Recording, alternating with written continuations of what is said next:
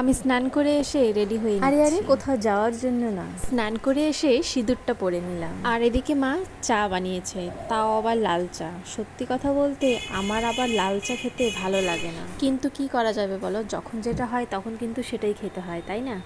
এদিকে আমার বরমশাই কিন্তু আজকে সকাল সকাল উঠে কাজে চলে গেছে, তাই কিন্তু আমার বিছানাটা সকাল সকালই আজকে পরিষ্কার হয়ে গেল। আর এদিকে আমি ঘর পরিষ্কার করে নিচ্ছি। ঘর ঝাড়ার পরে কিন্তু আমি চলে এসেছি ঠাকুর ঘরে। আর আমার ঠাম্মা শাশুড়ি কিন্তু ফুলগুলো সকালেই তুলে রাখে, যখন ঘুমের থেকে ওঠে তখনই তুলে রাখে। আর আমি এদিকে সেই ফুল দিয়ে কিন্তু সুন্দর করে পূজা করে নিলাম। আর ঘরে এসে কিন্তু দেখো আমি কিন্তু কাপড় গুছাচ্ছি। এখানে কিন্তু আমার সাথে একটা ভীষণ বড় কাণ্ড হয়েছে। বরের জামা কাপড় ভাঁজ করতে গিয়ে দেখি বরের পকেটে টাকা রয়েছে। আমি ভাবলাম অনেক টাকা হবে, কিন্তু যা দেখলাম তোমরাই নিজে দেখো কত টাকা রয়েছে।